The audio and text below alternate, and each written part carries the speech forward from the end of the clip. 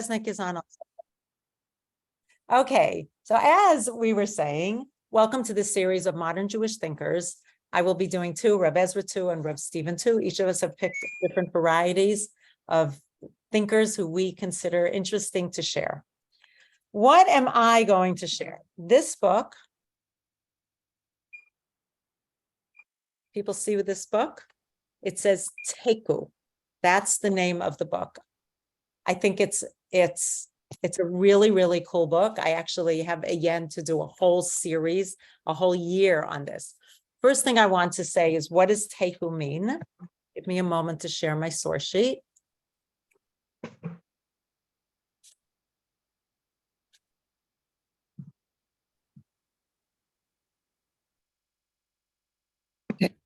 Okay.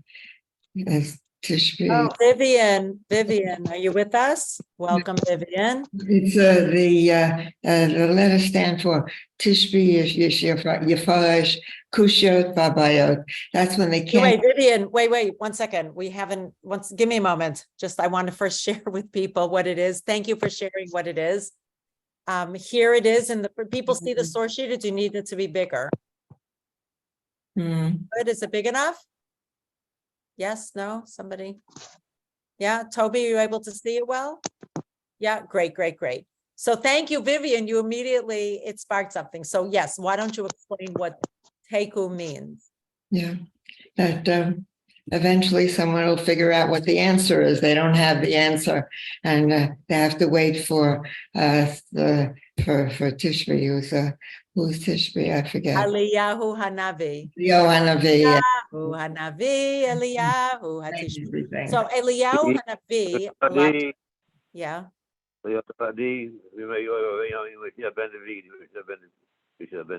No, not Ben David. This is Eliyahu Hanavi, not Ben David. Yeah.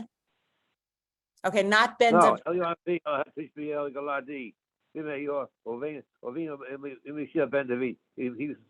He's precursor. Oh, in Mashiach.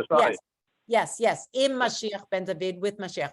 But this is about Eliyahu and Eliyahu HaTishbi. So Tishbi is a shorthand version of saying Eliyahu Hanavi. Tishbi yitaretz kushiyot v'she'elot. Tishbi meaning Eliyahu Hanavi sometime in the future will resolve difficulties and questions. Teku is also a short version of tikom, meaning ta'amod. What does that mean? Let it stand. This argument will just stand and it will not ever be resolved. It is the Talmudic term when something isn't resolved. Now, who knows what Teku means in modern Israeli Hebrew? Yeah. Anybody know? Raise your hand, please. Those who know what it is in modern Israeli Hebrew. What is Teku? Do people know? Knowledge. When you don't know the answer to the question. Nope, that's not what it means. Thank you, Stuart. That's not what it means. Nope. Teku. Anybody know? Teku is when there's a tie game. When there's a tie game in soccer or a tie game in any sport, they use the word teku, which means it wasn't resolved. Neither side win. I just have to put people who are unmuted on mute. That's Stuart and Vivian.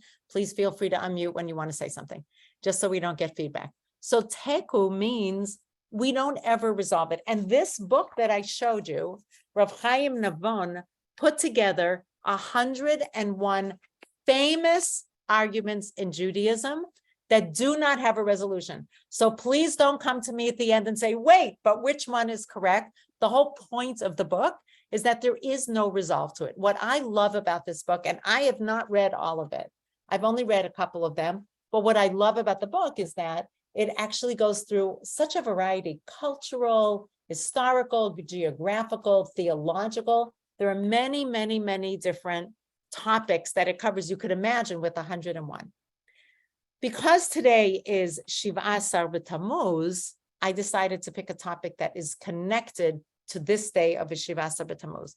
But I do want to tell you about Chaim Navon, Rav Chaim Navon.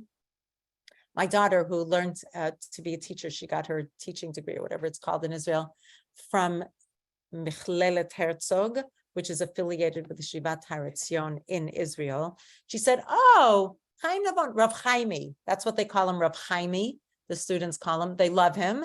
They think he's a great teacher. I've never had him as a teacher. I've only read a couple of his books. So just to tell you who he is an author, a thinker, a columnist, a rabbi, philosopher, writer, publicist, and he's the rabbi of a shul in Modi'in. He teaches Gemara and Jewish thought in Midrashet Lindenbaum. That's a girl's place of learning, Herzog Yeshiva.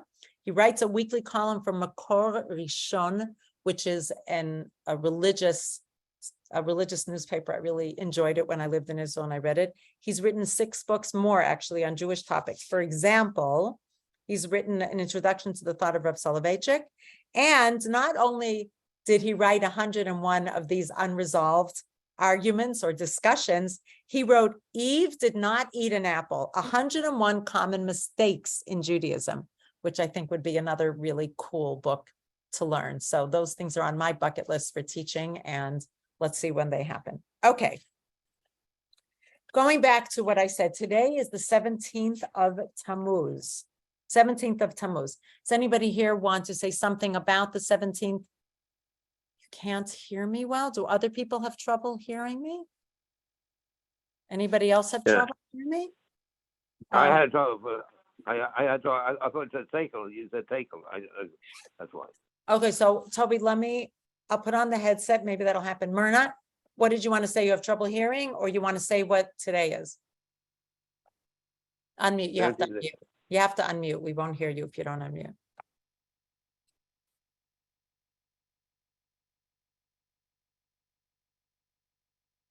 Myrna, yeah. Do you hear me any better, Toby? No. And then I don't know. I have nothing else really.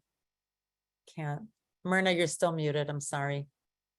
Your sound is great, Adela. Thank you. So, Toby, it might be something in yours. I don't know what to do. Myrna, yes, unmuted. Okay, Shavasar B'Tammuz. I think that's when the first time they broke through the gates of the walls of Jerusalem. It's a Yom Tzom, but it's not a 24-hour tzom. It's a tzom from the morning till evening, and it's the beginning of the 3 weeks. Excellent. That's amazing. Perfect. So I want to add to what you said.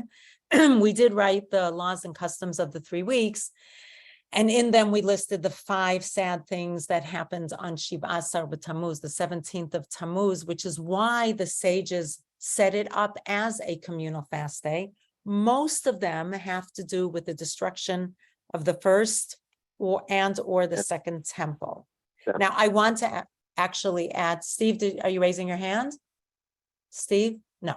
I wanted to add to what you said, Myrna. It turns out that the walls of the old city, I think it was the old city, and I don't know what I don't know how big it was. I looked for some maps, but I wasn't able to really understand. I'm sorry, Stuart, did you want to say something? Yeah, I was talking to my phone. Oh, so I have to put you on mute. I'm sorry, Stuart, but there's a lot of people on, so I'm putting you on mute. It turns out that for the first temple, the walls, remember, both temples were destroyed. The walls were breached for the first temple on the 9th of Tammuz. But then for the second temple, they were breached on the 17th of Tammuz.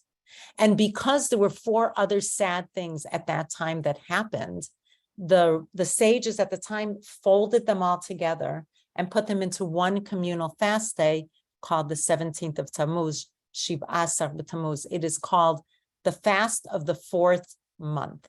The 4th month because we count from Nisan. Nisan, Iyar, Sivan, Tammuz. The fast of the 5th month, of course, would be Tisha B'Av. So one of the things, as Myrna said, is breaching the walls. And actually, even though it was breaching the walls before the second temple, walls of the old city, before they actually 3 weeks later destroyed the temple on Tisha B'Av. It also is adjacent, it's very, very close to the 9th of Tammuz, which is when the walls were breached for the first temple. The daily offering, the Tamid sacrifice, which was brought every single day, was stopped, was canceled in the first temple, in Solomon's temple. Why? Because they ran out of sheep to offer to God. That was very sad. Also, other offerings were stopped. If the daily offering was stopped, I think all the offerings were stopped because they didn't have animals left. An idol, this is for the second temple period, An idol was placed by Apostamos, who is a Roman general. It was placed in the temple courtyard in the year 135. And also Apostamos, in order to show his sovereignty and to reduce the, I guess, the pride and self-worth of Jews. He also put an idol, which somebody told me was an idol of Caesar, in the temple courtyard. So you could imagine if somebody, chas v'chalila, took the Torah scrolls out of HIR and burnt them in public. If somebody put some, Zeus or some sort of idol worship in HIR, chas v'chalila, what would that do to us? That would be totally debilitating, humiliating. And we could understand better why the sages felt that they needed to create a communal public fast day. The last, 1 second, 1, 2, 3, the time, no, those were all 5. So you can see that it is a fast day. I'm not able to drink as my voice gets a little bit hoarse. So please bear with me. I'm sorry, Toby, that you don't hear me so well. I can't raise my voice more. 4 out of the 5 sad things that are commemorated today have to do with the destruction of the first and or the second temple. So I chose one of these teku, one of these unresolved conflicts that have to do with something having to do with the second temple. Now, who here has heard of Bar Kokhba? I heard of it. You heard of Bar Kokhba. Excellent. In one sentence, Stuart, can you say something about Bar Kokhba? It was the Jewish hero who tried to save the Jews against the Romans. Beautiful, perfect, one sentence, well done. He was a Jewish hero who led a revolt against the Romans, and this is before the second temple was destroyed. Okay, we're talking about when was it? It was 135, whenever it was, 136, 137. It had those years, is it called BC? Maybe, I think that's what it's called. Not sure about the terminology. So thank you, Stuart. Yeah, before the Common Era. Thank you. If somebody else, thank you so much, Stuart. Great way to capture something of the story of Bar Kokhba. Anybody else heard of Bar Kokhba or something you want to add to what Stuart said?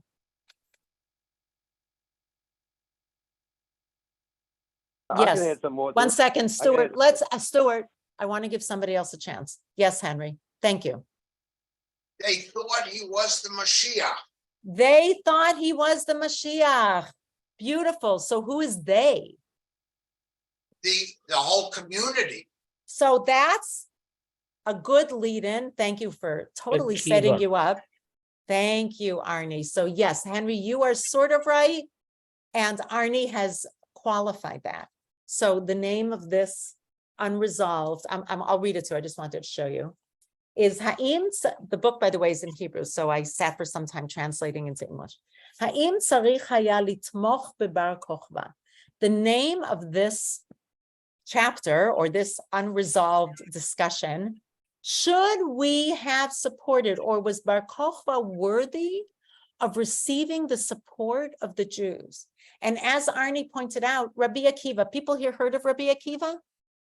Yes. Probably everybody's heard of Rabbi Akiva. Other than Stuart, you are awesome. You are a walking encyclopedia, Stuart. I want to check if anybody else, 1 second, I want to offer it other people first. Who can tell me one sentence about Rabbi Akiva? Wait, Stuart, wait. I'm talking my age. Patience. Oh, if you're talking to your age, you have to be, no, you must be on mute. People don't need to hear personal conversations. 1 second, Myrna, let's just see if somebody else wants to say something. If not, that's fine. You could say, okay, go ahead, Myrna, and then Arnie. Can you hear me now? I can hear you now. I believe he's the sage who, when he was burned, he said, all my life I have not understood what it is to revere God, and now I understand it, and that's how he died. They put wet cloths on him to prolong the agony. Pretty sad stuff. Yeah, I think he was even wrapped in a Torah scroll, or maybe that was no, that was somebody else. That was Bruria's father. Thank you. Arnie, can you add something to what Myrna said? He came to study Torah late in his life. Well, Yeah, And late in his life. He was but- 40. He was age 40. And he had a wife who was a great support Yeah. to him. Yep. Also, he was, I believe, the teacher of a lot of great, Shimon Bar Yochai. Right. Beautiful. Apple. Yep. And who grew, and there's that wonderful, I guess, midrash where he and several others go into the ruins of the temple, Yeah. and they're all upset because of the destruction and desolation. And I don't know if he's laughing, but He's laughing. And they say, Akiva, why are you laughing? And he says to them, why are you crying? And they say, because of the desolation. And do you remember what he answers them? No, but it's the same as Rabbi Cook. What can be destroyed can be rebuilt. Right. So he quotes another prophecy and he says, well, if the first part of the prophecy happened that there was destruction, then obviously the second part will happen. Thank you, Arnie. Beautiful. Anybody else want to add one sentence about Rabbi Akiva? Yes, Vivian. There was a story about his wife who let him go Yeah. and study Torah, and she kind of disappeared and didn't live with him. And later on, when she appeared just to see him, he and his disciples wanted to get rid of her and told her to go away. He said, no, that's the woman who enabled me to study Torah and to start a yeshiva and all of this, and it's all due to her. So that's Yes, go Vivian. Excellent. Her name was Rachel. Yeah. Arnie, one more thing, because I want to get to One the last dispute. thing. Yep. Yeah. When Yochanan ben Zakkai wanted to basically give up Jerusalem when the Romans founded it and form a community in Bnei Brak with certain conditions, Akiva wanted to stay. He disagreed with Yochanan ben Zakkai. Okay, so more stories about Rabbi Akiva. By the way, that's the story that they were sitting in Bnei Brak that we read on Seder night. Thank you. And I want to add one more thing that I think is really important to our discussion. Rabbi Akiva is considered number 2 after Moshe Rabbeinu. Moshe Rabbeinu number 1, Rabbi Akiva number 2.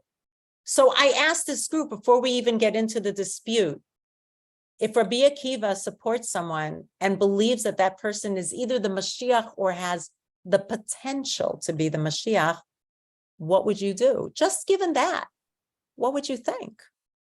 He is number 2. He is the second one after Moshe Rabbeinu, in who we believe as a great, great, great teacher. Yes, Felice, do you want to say something? And you have to unmute, Felice. Felice, you have to unmute. Felice, you have to unmute. Is it okay now? Yes. I don't see that. Anyway, no. I want to say, I think he's very famous. I mean, one of his famous sayings was, "Im loach shavem latai, v'hafta l'recha kamocha." V'hafta l'reacha kamocha. Yes. And also something like, what did he say? No, he didn't do that one. Something from Pirkei Avot. Yep. Okay. V'hafta l'reacha kamocha. Thank you, Felice. Right. That's true. Ze klal gadol b'Torah. Yes. Mhm. That is okay. I want to move away from Rabbi Akiva, but one more thing, Arnie. Yes, thank you, Felice. No, I was Well. going to say, when you asked about how you would. Oh, yes, please. Yeah, I mean, I love Avi deeply and profoundly, and I have a relationship with him, but I don't agree with everything he said. Right. So, to me, Akiva can be wrong. I'm not saying he is wrong, but he can. Right. He can be wrong. Good. So that's setting it up beautifully that there's no resolving. Yes, Carol. Welcome, Carol. Yes, I wanted to say, it's always puzzled me that Rabbi Akiva's students didn't respect each other. I know, right? Especially since his dictum was "Ve'ahavta l'reacha kamocha."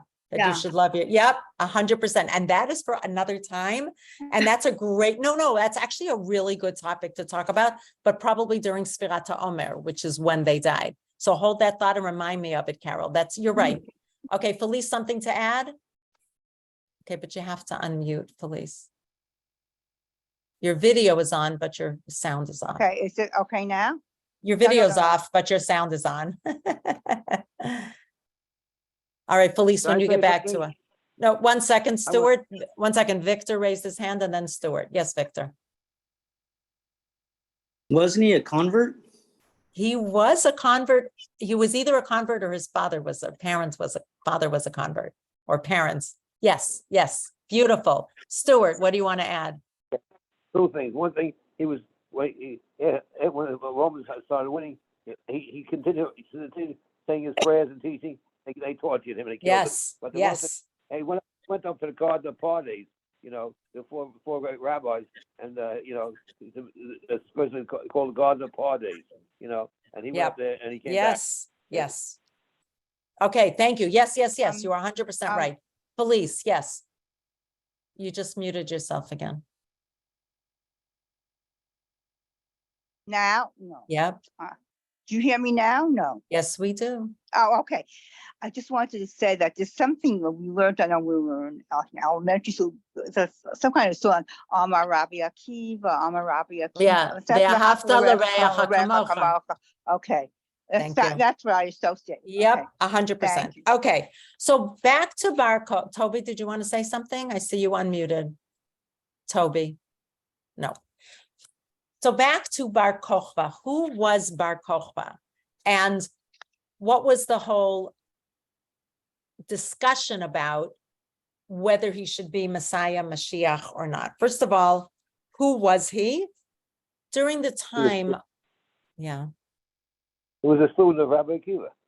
And Rabbi So Akiva believed in him. I don't know if he was a student, because that would mean he would be kind of a yeshiva student. So I'm not 100% sure. However, Rabbi Akiva believed in him. yes, correct. Rabbi Akiva completely believed in him. Now, what happened was that there was a lot of anti-Semitism actually from the Roman Empire, not just in Israel, also outside of Israel, but it permeated and got to Israel. And because of that, we're actually not sure if some of the things that I said that happened on Shivasar B'Tammuz, like the idol being placed and the Torah scroll being burnt, it's not clear if that happened in the aftermath of the Bar Kokhba revolt, or if it happened, or if the revolt happened because of it. But his name was actually not Bar Kokhba. His name was Bar Kosiba. I want to show you. Was Bar Kosiba. Bar Kosiba, yeah. Okay. In the Jerusalem Talmud, remember, there's the Babylonian Talmud, the Talmud Bavli. That's the one that we generally learn. The Jerusalem Talmud is actually harder because it has the Aramaic is more difficult.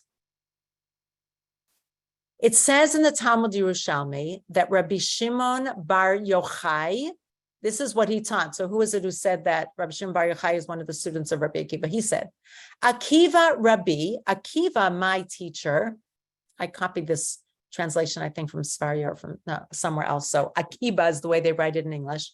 He darash, lidrosh means to have a commentary on this well-known pasuk, darach kochav miYaakov. There appeared a star out of Jacob. I believe this might be from Bil'am, from his prophecy. What is that? That is darach kosiba miYaakov, kosiba. That this Bar Kosiba is the one who is fulfilling this prophecy from the Torah. So Rabbi Akiva is the one who gave Bar Kosiba this name, Bar Kokhba, because it's, I at one point thought it was like from koach, of strength, which is also true of him, but actually it comes from kochav, because in the Torah it says darach kochav miYaakov. So Rabbi Akiva is giving him a tremendous amount of honor and of credence. But guess what? It turns out we thought for a long time that Bar Kokhba which we have so many stories. As a child, I used to read, we had this whole set called Legends of, I don't know if anybody here ever had that. Legends of Solomon the King, Legends of David, Legends of Abraham, Legends of Yitzchak, Yaakov, Esther, Legends of Esther. I used to read them cover to cover all the time. And it was all midrashim, but beautiful stories, which at the time, of course, I thought were true. I didn't know what it meant by legends. But the story, thank you for laughing. Oh, good, Adrian made it on. That the legend of Bar Kochva was that, it's a little weird, that he was so strong and he used to test the chayalim, the students, not the chayalim, the soldiers. Yes, Toby, did you want to say something? You can unmute, Toby, if you want to say something. No, that he used to test the entrance test to become one of his soldiers was first that they had to, I think, cut off their thumbs or something like that and still withstand the pain. And then they realized, like cutting off your thumb to spite your face, I'm sure cut off your nose, obviously, that was silly because they were ruining the soldiers. So instead, they had to be on a horse, bareback, with gripping the horse with their knees, ride down a mountain and be able to uproot a tree as they rode down the mountain. If you can even imagine that kind of heroic prowess, I think that's the word, that kind of strength. So he demanded a very, very, very high level. And this seemed so fantastical that for a long time, we Jews thought that this was just a fictional character that was made up until, in 1960, something was found by archaeologists, by Yigal Yadin, something that we call now the Cave of Letters. I took this, I think, from Wikipedia. The Cave of Letters is a cave in Nahal Chever in the Judean desert. I just copied one of the letters that was, obviously you can't read it. And he wrote letters in Greek and in Roman and Akkadian, maybe, I don't know, or Aramaic and Hebrew, sorry, and in Greek. And we actually found from the Roman period that were related to the Bar Kochva revolt, including letters of correspondence between Bar Kochva and his subordinates. So here is a letter, for example, that Yadin found concerning the arrest, or I guess they took him into custody, of Elazar ben Chita, who was a rich landowner. And he writes, Shimon bar Kosiba, remember that was his name. He wrote it to Yehonatan bar Be'ayan, who was one of his deputies, and to Masabala bar Shimon. My order is that you will send to me Elazar bar Chita immediately before the Sabbath. So can you imagine, until 1960, people really thought that Bar Kochva wasn't even a true character. And in these letters, he is referred to as a Nasi Yisrael, the president of Israel. He was a very tough officer who threatened his deputies, putting them into handcuffs if they wouldn't follow out his orders to the letter. But he also took care of his soldiers. For example, they found a letter saying that it was around Sukkot time, and he requested a large order of Arba'at Haminim, the 4 species, so that his soldiers would be able to take the lulav and etrog on Sukkot. So he did also take care of his soldiers. And I feel like those letters are what make him real, because he was addressing a real issue of fulfilling a mitzvah. Any? Can I say something? Yes, Stuart, you may say something. There are coins. Wait, oh, okay, sorry. Yes, there are coins. I bring different coins. Yes, you're right. I saw in the same site. Let me see if I can have it here. I printed it out. Sorry, you're right. Yep. Okay. Yep. I'm going to show it on the screen. Thank you, Stuart. Yep, Bar Kochva, just a moment. So people can see this is from one of the Wikipedias, or what? Is this Wikipedia? Yeah, and this, look, they show the coins because he was Nasi B'Yisrael, and it actually says President of Israel. So yes, thank you actually for saying that. I didn't have room to put it in the source sheet, but there were coins. And you know, we had more men like that, we could have won the whole thing. Yes, could have won the whole thing. I think Stuart could have done a great job teaching this class. You're amazing. As I said, a walking encyclopedia. Instead of Wikipedia, it'll be called Stuartpedia. Anybody else have something that they want to, and I'm amazed, really, a wealth of information. Anybody else have a question or something they want to say before we move on to the next source? Okay. In the next source, we see, now we're going to get to the meat, the heart, or one of them, of this unresolved dilemma. If we continue, remember, here was a quote from the Jerusalem Talmud, or Palestinian Talmud, different people call it different names. But here is the continuation. What did we say here? We said he called Bar Kosiba, Bar Kochva, that he is the star who's bringing salvation to Yaakov, meaning to the children of Jacob. But the continuation is, and the continuation is Rabbi Akiva would say, Bar Kosiva, Havi Amar Dinhu Malka Mashiach. This is the King Messiah. But Amrle Rabbi Yochanan ben Torta, Rabbi Yochanan ben Torta did not agree with him. Rabbi Yochanan ben Torta was a rabbi of the early 2nd century, which was 3rd generation of Tanaim. His name, I'll tell you in a moment who he is, but first let me see what he says. He really pushes back, and you see the way they used to speak to each other. He said to him, Ya'alu asavim b'lachayech. Grass will grow out of your cheeks and we won't see the Mashiach. What are you talking about, Akiva? You will be long dead, buried in the ground.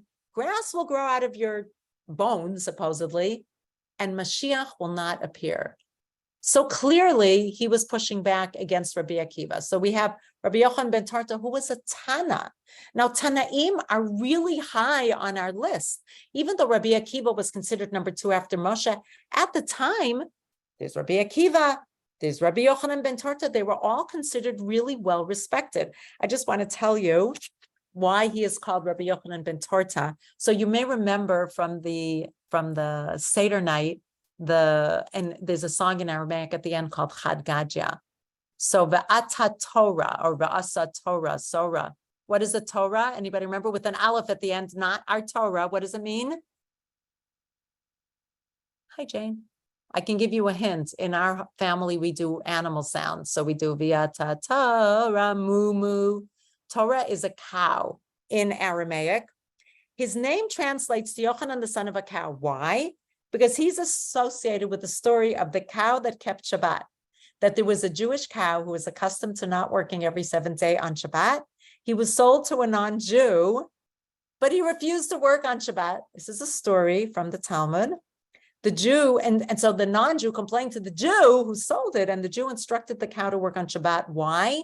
Because only cows owned by Jews have to rest on Shabbat. But you know, the cow knew the halacha, but obviously didn't know it well enough that once he was sold to a non-Jew, he didn't have to rest on Shabbat. The non-Jew, this is circling back to what Victor said about conversion, the non-Jew was so impressed by this that he decided to convert to Judaism. And in different versions of the story, Yochanan ben Torta, remember the son of the cow, was either the Jew who sold the cow or the non-Jew who converted. So these stories, you know, stories weren't told about everybody, but stories are told about gedolim, sages who were great, who were important. So we already have Rabbi Akiva supporting the rebellion, and then we had Rabbi Yochanan ben Torta not supporting the rebellion. Okay. The Rambam, Maimonides, sheds some light on why we would support the Rambam or go against the Rambam. And this gets even deeper into the heart. This is from Maimonides' Laws of Kings and Kingdom or Kingship. One should, you can read the Hebrew, you shouldn't even think that the Messianic king must work miracles and wonders, or bring about new phenomena in the world, or resurrect the dead, or perform other similar deeds. This is definitely not true. So the Rambam, Maimonides, is going to support Rabbi Akiva. Why? He's actually he believes in Rabbi Akiva so strongly. He was sure that what Rabbi Akiva did was correct. He's bringing a proof that the Mashiach doesn't have to work miracles. You know, we may assume that when Mashiach comes, whatever that means, Mashiach will snap his fingers, and then, I don't know, we'll all be in the transporter room, like from Star Trek, and we'll all be transported to Jerusalem or something like that. But he's saying no, he's saying we can prove that the person who will be Mashiach does not need to to bring about miracles. Proof can be brought from the fact that Rabbi Akiva, one of the greater or greatest sages of the Mishnah, remember the Mishnah is very high on our list of people who we follow. He was one of the supporters of King Bar Kosiba. He calls him the king and would describe him as Melech Mashiach, the Messianic king or the Mashiach king. He and all the sages, this is what Henry was telling us. Thank you, Henry. This is where you got that from. So it wasn't really all the sages, but it was a lot of them. Of his generation, considered him to be the Messianic king until he was killed because of his sins. And we will go into what his sins were. Once he was killed, they realized he was not the Mashiach. The sages, lo sha'alu mimeno chachamim lo ot v'lo mofet. But I want to tell you, this was not written in the English. Hu haya nosei kelav shel ben Kosiba hamelech. I want you to notice this. So in English, it's just called one of the supporters of King Bar Kosiba, but I want to tell you what the real word is. Literally, I'm going to put it in here. Literally armor. Is that how you write it? Armor bearer. Now, it's interesting because nosei kelim is a term used for the commentaries on the Rambam, for example. On anybody who has commentaries, nosei kelim are the armor bearers, meaning we support the Rambam and we're going to write a perush on the Rambam. So it's kind of sweet that Rambam uses the term armor bearer or armor carrier. But who is the lad, what is it, a page boy, let's say, who would carry the armor? This lad would stick with his master through thick and thin. You can't imagine a page boy carrying armor as ever deserting his master. So the fact that Rambam calls Rabbi Akiva the armor bearer, armor carrier of Bar Kosiba shows us that Rambam knew and supported the fact that Rabbi Akiva supported the Mashiach. So I want to ask, we'll take 2 minutes to think about that before we go to the other side of the equation, which I'm about to bring you, about whether you see this as a support. Well, how do you see this as the Rambam, remember, is proving that you don't need to ask a Mashiach to prove himself when he comes by doing wonders, but rather you do like Rabbi Akiva did. You wait to see. And then because he died, he was killed in the end, that was the proof that he wasn't the Mashiach. What do you think about that? If that was clear, was that clear to people what the Rambam and Rabbi Akiva, they were saying, we don't have to ask the person to prove it. This person was a potential Mashiach. We will know by his end. That will shed light on his life, on whether he was the Mashiach or not. Does that make sense to you? Does that, yes, Henry?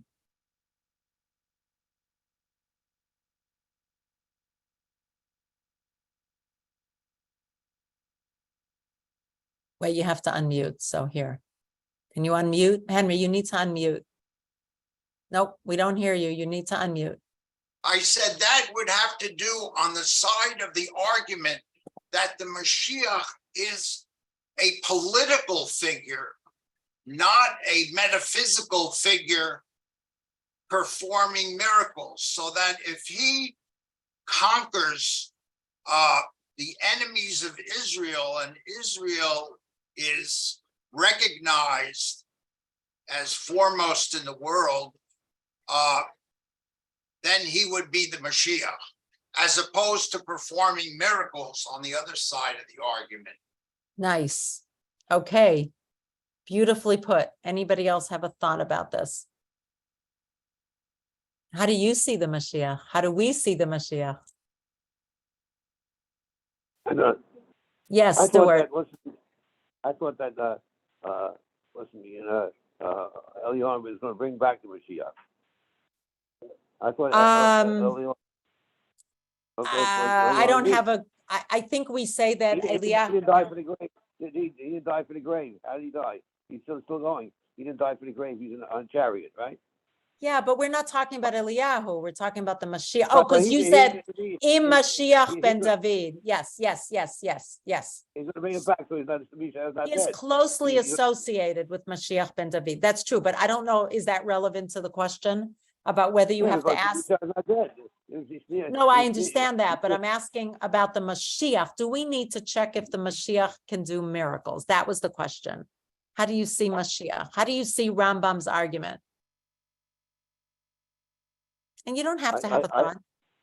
I don't think that the Mashiach is dead. You don't think who is He's dead? gonna come back. He's going to come back, so he's not Who? dead. Who? Mashiach. The Mashiach is not dead. Well, we don't, okay, that's interesting. We don't know if the Mashiach was alive or will be born in the future. I don't think any of us know that, but that's an interesting idea. Yes, Myrna. Thank you How's he for going to it. bring him back if he's not dead? What happened to How Eliyahu is Hanavi? who gonna bring? I don't know.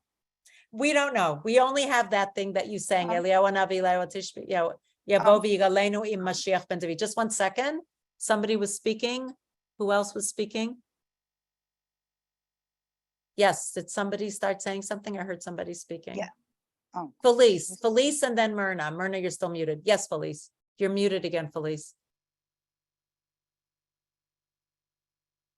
You want to press the microphone so you'll be unmuted, Felice? Okay, Myrna or Felice, whoever unmutes. You need to press on the microphone that's red, Myrna, to unmute. No, we don't hear you. You're muted. We don't hear you. Nope, we still don't hear you. Sorry. Okay, we're going to continue and hopefully Felice and Myrna will be able to unmute.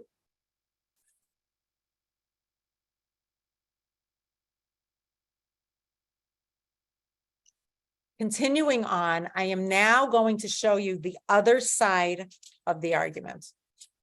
Oh, no, actually before that, I'm going to say, right?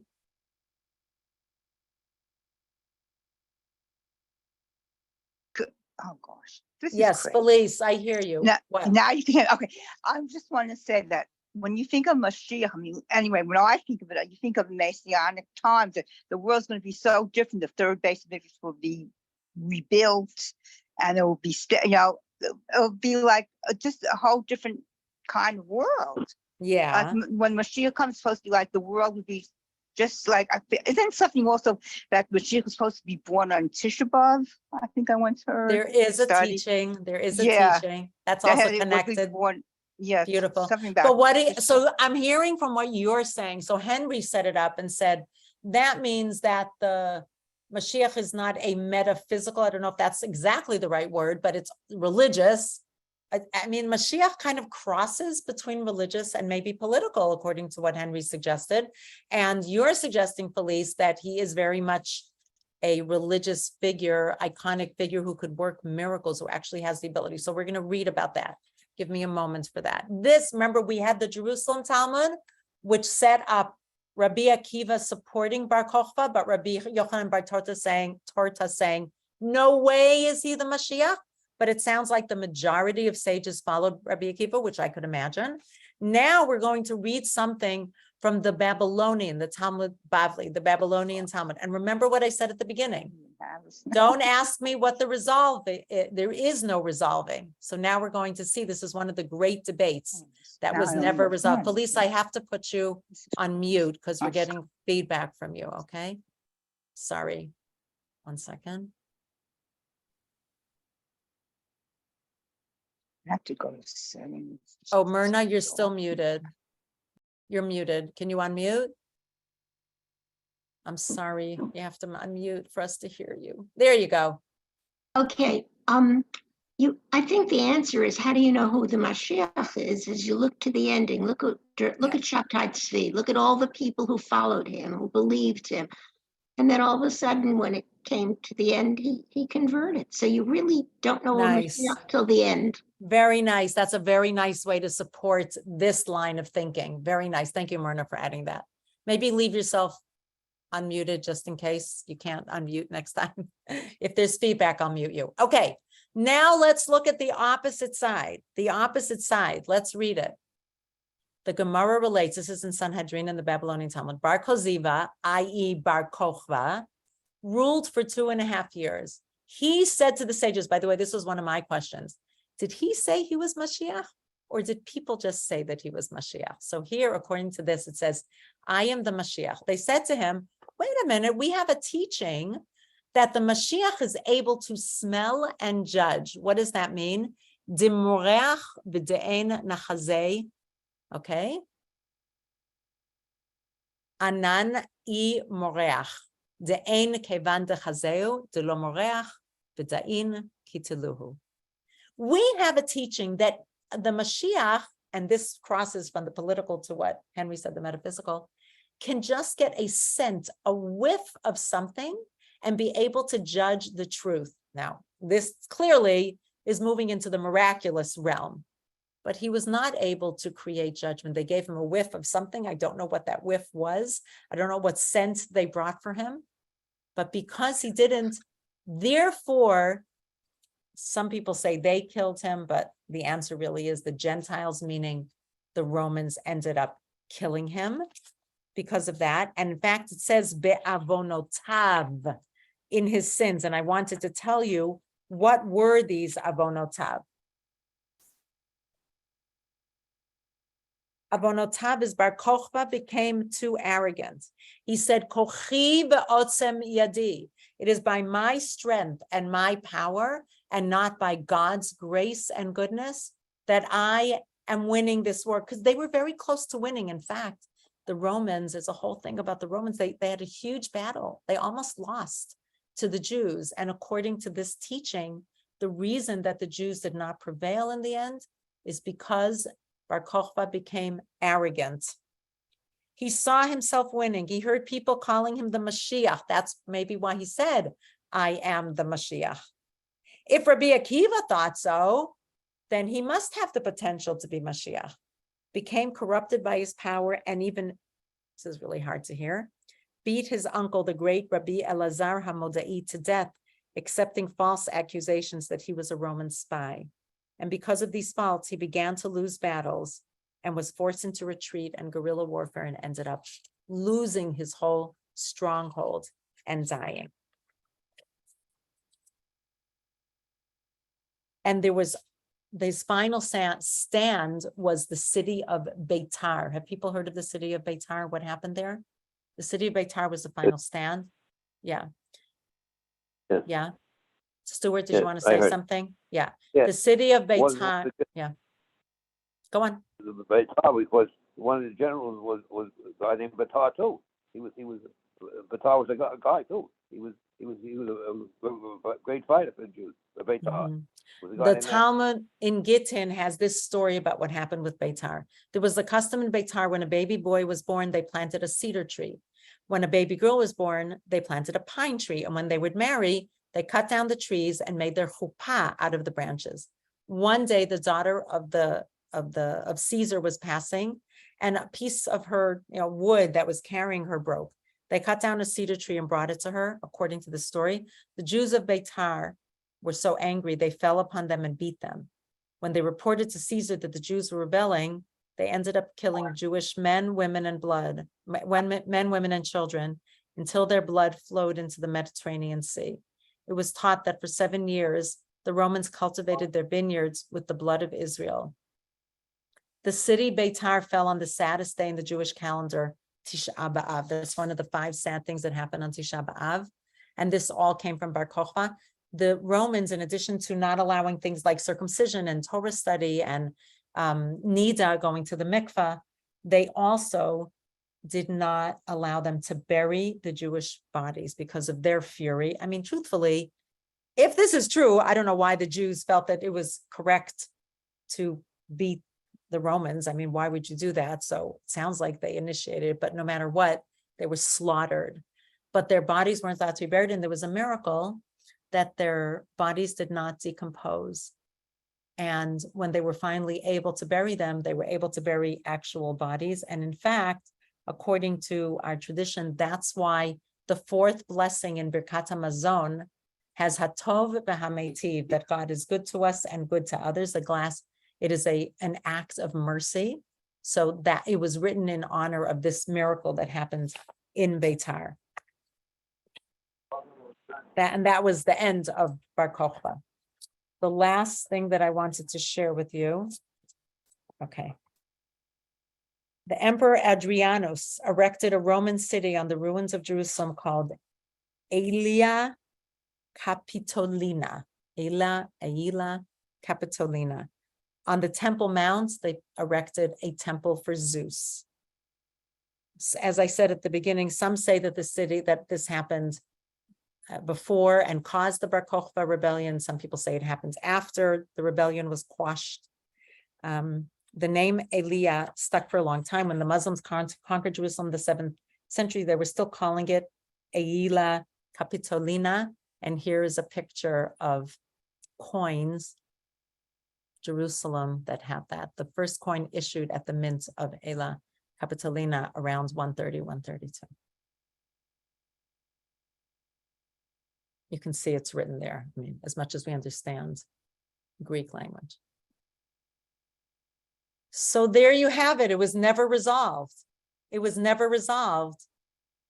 Should we have supported Bar Kokhba in his lifetime? Should we have waited? Or is it okay to do as Rabbi Akiva and most of the sages to wait till the end?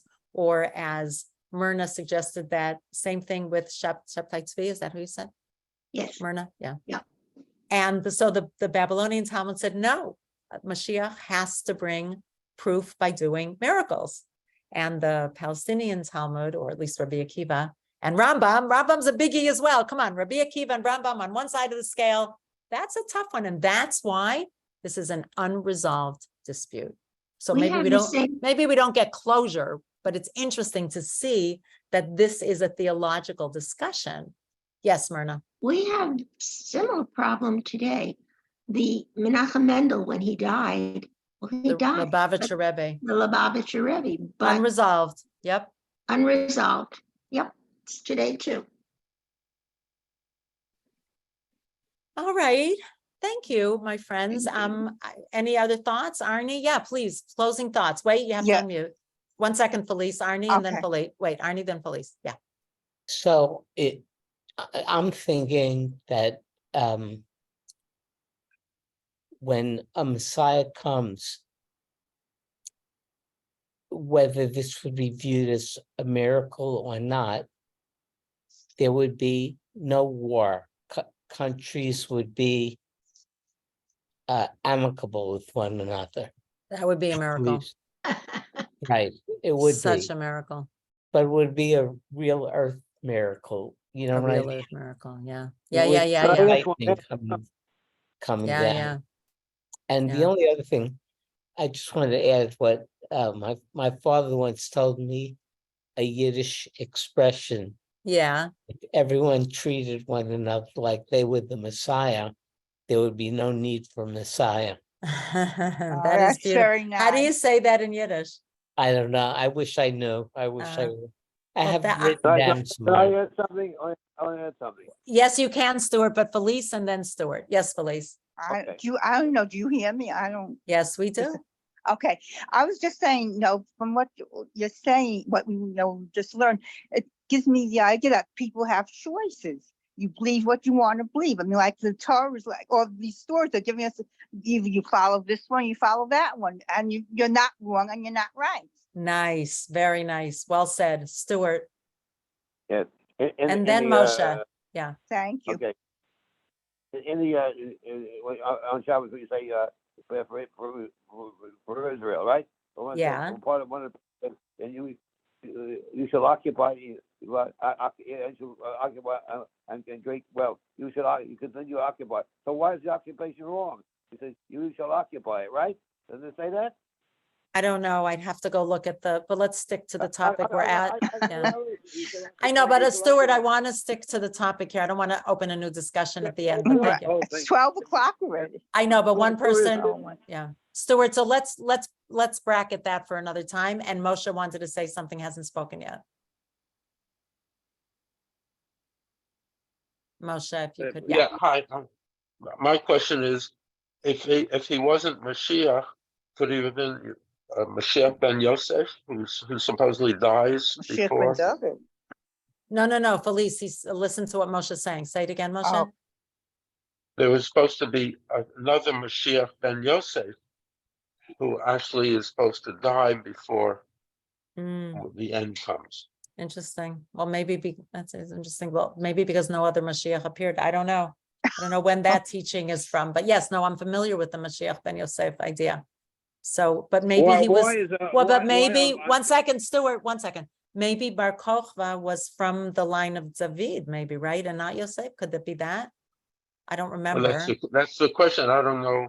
Yeah, what we'd have his- to, we'd have to research that. tribe he came from, but that, Yeah. if he wasn't from David, then supposedly he couldn't be the Yeah, I don't Mashiach really anyway. you're right, you're right. So you're right, then he must have been, so I don't know. That is a great question. So we're gonna end on that question. Everybody gets to look that up in Wikipedia or any other source that you want to look it up on. For those fasting, I just hope you feel okay. For those who are not allowed to fast, please do not fast.